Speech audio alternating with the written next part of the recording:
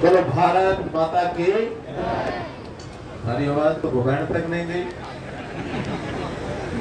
लाडवा, फिर कुरुक्षेत्र, फिर चंडीगढ़, दिल्ली। भारत माता की, भारत माता की। अभी देख लोगी। बातचीत शुरू करने से पहले थोड़ा वातावरण और बढ़िया बनाना पड़ेगा। एक तो सिक्योरिटी वाले भाई बहन सब साइडों में हो जाओ। मेरी सिक्योरिटी ये राम के शरण में आया हुआ माजरा ये अपने आप करेगा। दूसरा, वातावरण को और अच्छा सौम्य बनाने के लिए जो लोग खड़े हैं अगर के नीचे दरी हो तो बैठ जाओ। अगर जमीन पर तो वैसे ना बैठो, दरी हो या कोई तिरपाल हो या मैट हो तो बैठ जाओ। थोड़ा तो आने दो इनको। आधा भी गैलरी में आ जाओ। और आप क्या जाओ गैलरी में? गाड़ी बैठ जाओ। आ जाओ गैलरी में। जूते अपने अपने संभाल लो अपने पास। यहाँ आ जाओ, बैठ जाओ बैठ जाओ बैठ जाओ। पहले जरूरत थी गैलरी की, अब कोई जरूरत नहीं।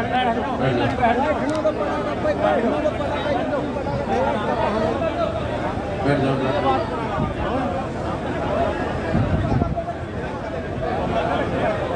बैठ जाओ बैठ जाओ। जगह लेते जाओ, बैठते जाओ। इधर भी अगर बैठ सकते हो तो बैठ जाओ आराम से। देखना भी अधिकारी भी देखने लग गए यहाँ, वरना तो अड़के खड़े थे सारे।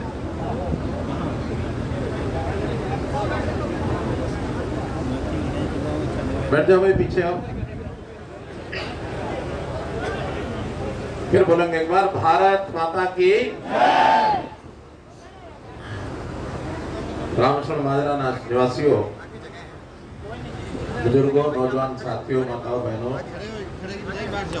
जैसा हमने जानकारी हमको मिली होगी कि मेरे पिछले 3-4 महीने से जन संवाद के कार्यक्रम चल रहे हैं। जन संवाद का कार्यक्रम का मतलब ही होता है आपसी बातचीत करना।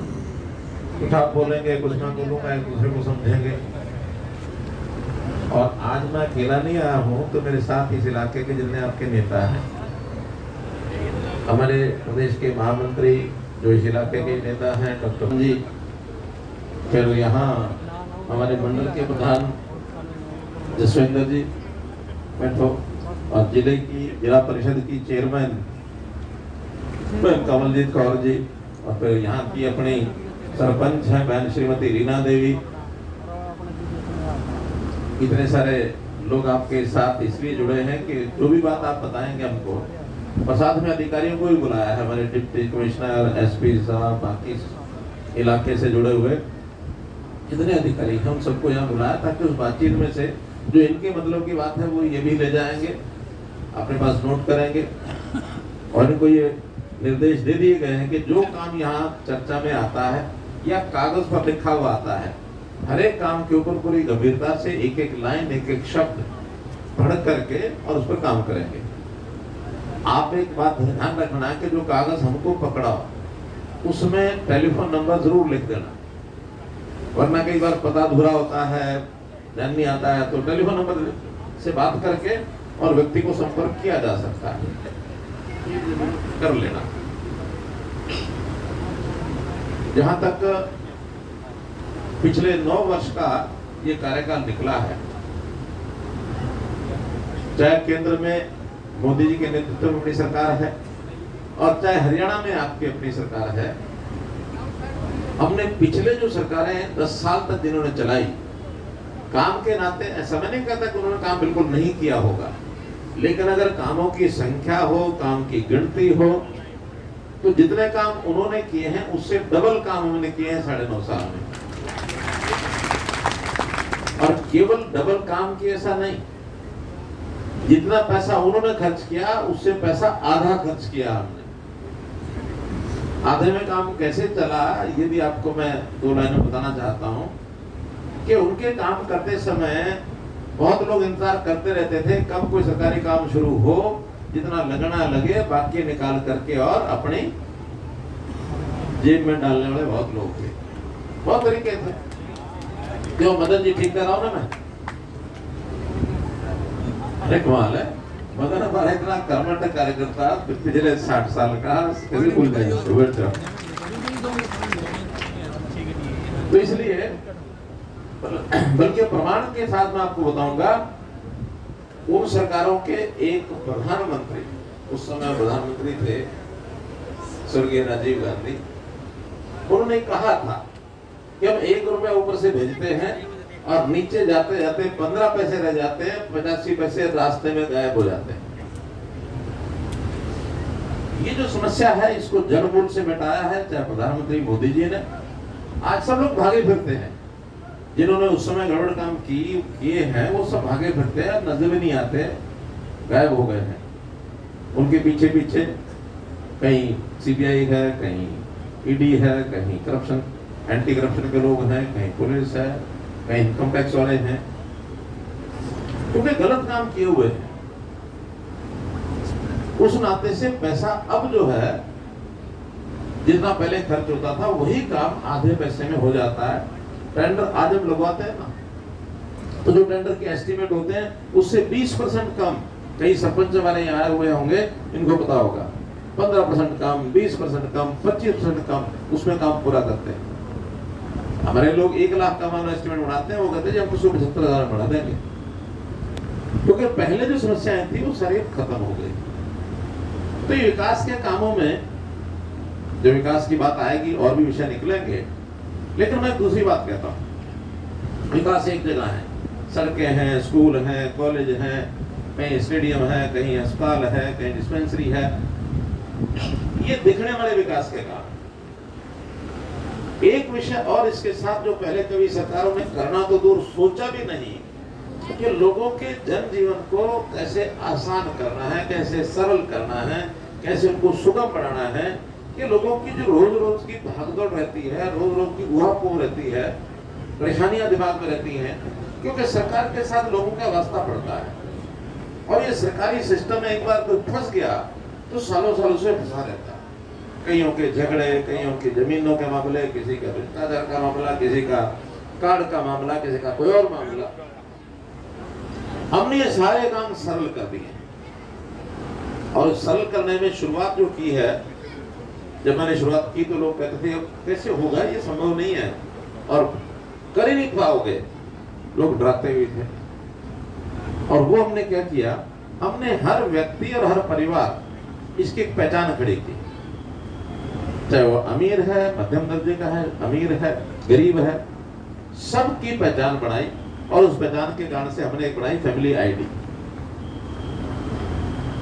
फैमिली आईडी नहीं, परिवार पहचान पत्र। हम में से कितने लोगों ने फैमिली आईडी बनवा ली अपनी? बहुत बढ़िया, प्राय सभी ने बनवा ली है। फिर भी गलती से किसी की रह गई हो, ऐसा कोई है? 1 2 नहीं आएगा तो बात में समझ आ जाएगा। अभी तो ये कह रहे हैं कि नहीं, हो सकता कुछ और ही शिकायत हो। तो फैमिली आईडी जिसकी नहीं बनी है,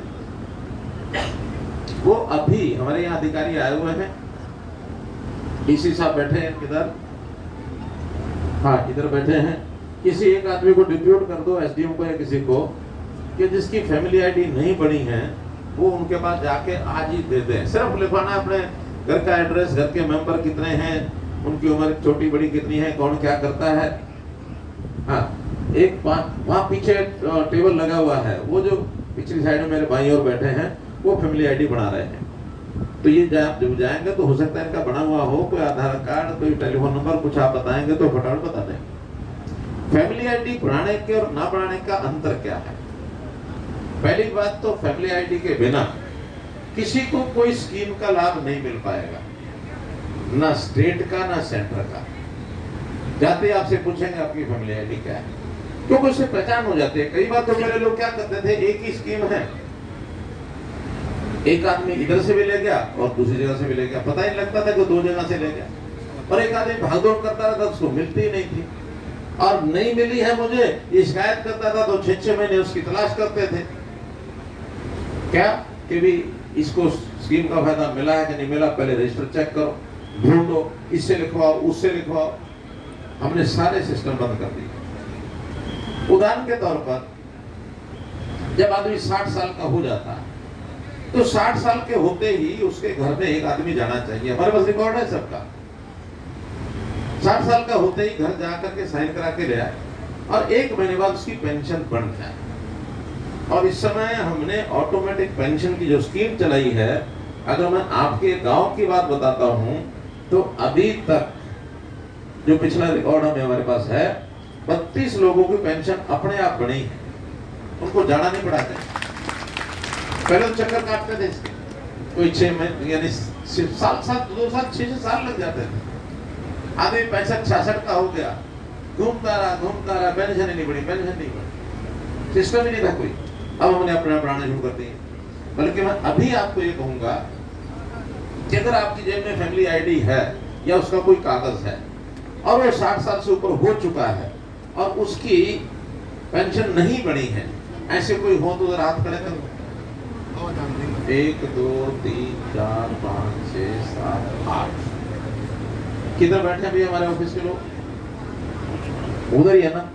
तो ये 6-7 लोग, सब मत जाना, सिर्फ 6-7 लोग अपना कागज लेकर के यहाँ से बाहर निकलो। कोने में पीछे 7-8 लोग बैठे हैं। जवाहर जी आप चले जाओ और इनके सबके नाम नंबर लिखवा दो। कोशिश करेंगे कि यहाँ उठने से पहले आपकी पेंशन बढ़ जाए। क्या ये खड़े हो जाओ जरा, जिनकी 60 साल से ऊपर की उम्र है और ये पेंशन नहीं बनी है, जरा खड़े हो। कि नहीं, सब नहीं, केवल वही जाना, केवल वही जाना। नहीं, पत्रकार की तो इनकी इनकम ज्यादा होगी, 60 साल की भी तो इनकम होती है, उसकी लिमिट है, चेक हो जाएगी माँ इनकम। पत्रकार तो आजकल मालादार है, मालादार आदमी पेंशन क्या करेंगे? हाँ, इनकी जो पत्रकार वाली पेंशन वो अलग है, वो अलग से है। वो इनका जो पत्रकारिता उसको दे करके, बल्कि उसमें तो 10,000 रुपये महीना है, यहाँ तो 2700 है, पत्रकारों के 10,000 रुपये महीना है। लेकिन उस खाते में, अरे पत्रकार को पूछ लेना जवाहर जी, ये पत्रकार को पूछ लेना, ओल्ड एज में ना जाए वो, उसकी पत्रकार वाली ज्यादा है, वो बनवाएंगे उसकी, नहीं तो वो रह जाएगी अपने वाली। तो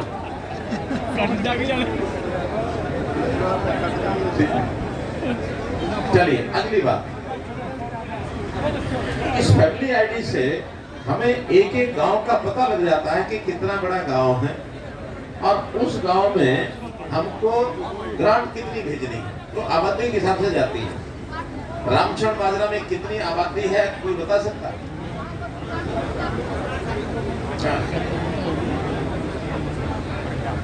35। और कोई बता सकता है?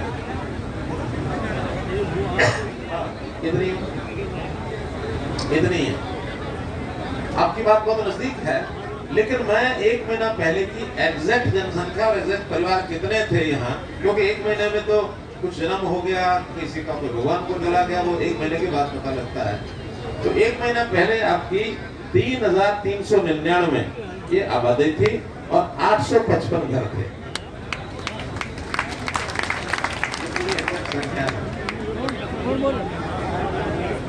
और इसमें से 1,80,000 के कितने हैं हमारे पास, वो भी संख्या रहती है कि बीपीएल कितने हैं।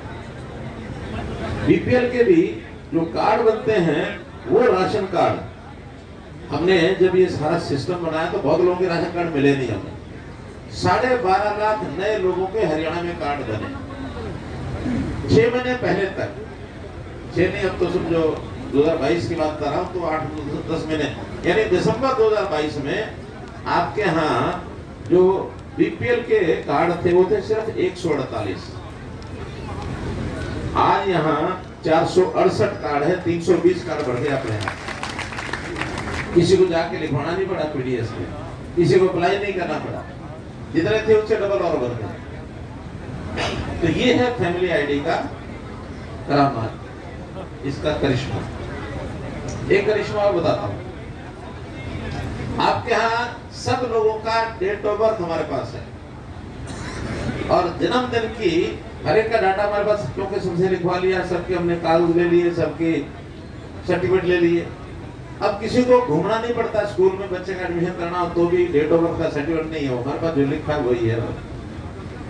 जैसे हम ओल्ड एज पेंशन कह रहे हैं कि 60 साल होते ही अपने आप हो जाती, क्योंकि डेट ऑफ बर्थ हमारे पास है। एक काम करते हैं कि जिसका जिस दिन जन्मदिन होता है उस दिन हम अपने ऑफिस से उनको बधाई का संदेश भी भेजते हैं। आप में से ऐसे हैं कुछ 4 महीने में बधाई का संदेश मिला हो किसी को? इतने सारे लोगों को मिला। और एक सौभाग्य की बात है, हमारे जिला अध्यक्ष रवि बातान जी का भी आज जन्मदिन है। इनको आज हमने वहां पिछले गांव में भूखे पकड़ा दिया।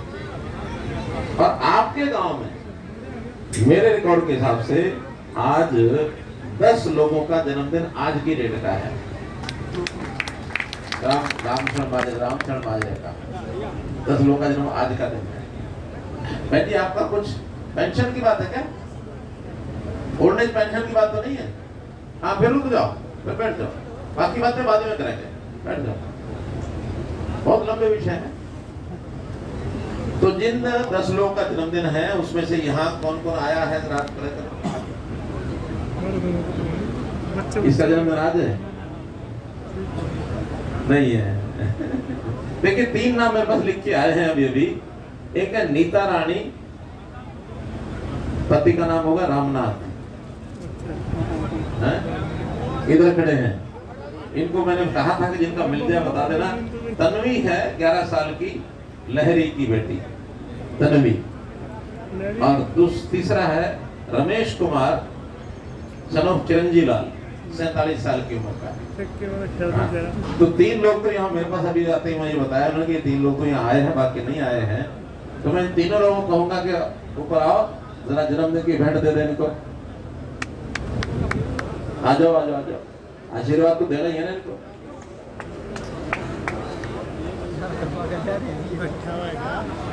हाँ, क्या नाम है आपका? नीता रानी, आपको जन्मदिन की बहुत बहुत बधाई। लाओ भाई, इनकी भेंट दो इनको। ये तो एक शुभकामना संदेश पकड़ो, और ये आपके लिए एक छोटी सी भेंट। चलो, बहुत बहुत बधाई आपको। बच्चे आपके साथ आए हैं, चलो शाबाश बच्चों, मम्मी को बधाई दो आज। चलो, और एक जिनका जन्मदिन अपना है वो बेटी है तन्वी। तन्वी नाम है तुम्हारा, हैं? और आपकी बेटी है, शाबाश। तो इसको ये तन्वी को संदेश, और एक इसके लिए चॉकलेट का डिब्बा।